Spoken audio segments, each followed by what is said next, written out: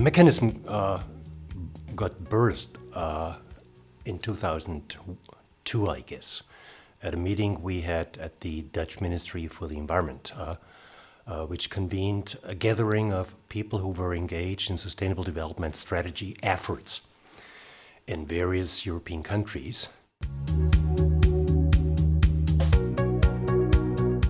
Well, the intention was very trivial, in fact. The intention was that there was a political will to engage in national sustainable development strategy, and there was no mechanisms to share, to learn, to exchange between those that were expected to engage. And that was the original idea of the Dutch Ministry for the Environment, and that was the idea that was then taken up in 2003 in Vienna, when we convened a group of people from the respective ministries in the European Union that were either challenged to develop their national approaches or were working at the national European Union interface.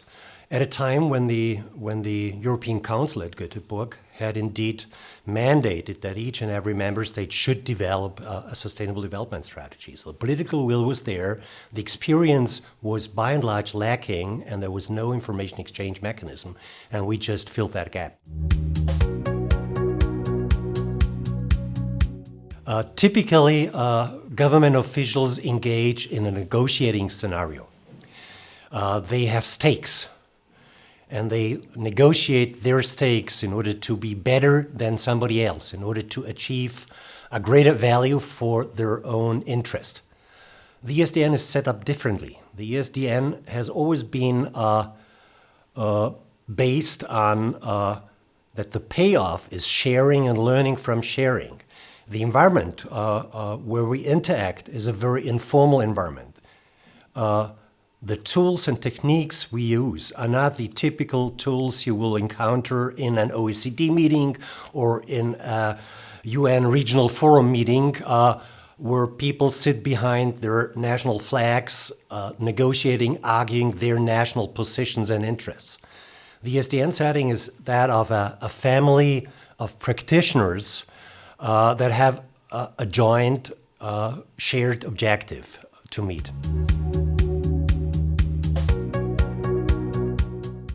The most recent milestones are, of course, the adoption of Agenda 2030 at UN level, and the understanding the ESDN developed at the Luxembourg Conference prior to the General Assembly that adopted Agenda 2030, that this is the one key prime framework the ESDN is striving for, the ESDN is wishing to deliver on.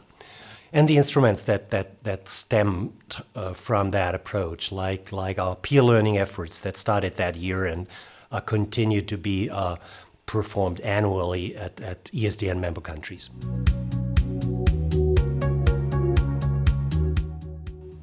In a way, the ESDN has grown up, which is not surprising since it's 20 years old. When you get adult, you get formal responsibilities, you get a formal framework, and that's what we did with the ESDN, which was, as I guess mentioned earlier, a very informal bottom-up mechanism created by like-minded people in like-minded institutions. We never had a legal entity behind the ESDN, which made things a little bit tricky to run.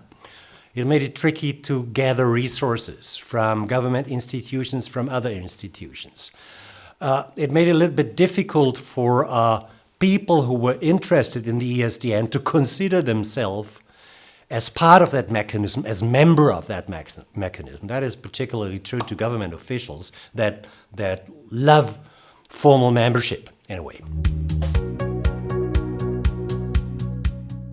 The guiding framework for the ESDN is Agenda 2030, and efforts to deliver on Agenda 2030 on a national level, on a European level, and on a level where we exchange with other mechanisms in the government and non-government work. And we do that through a lot of affiliations with other organizations. We do that with associate members of that network that are part of our meetings. I think it's obvious to expect that we have not achieved neither sustainable development nor the global sustainable development goals by 2030.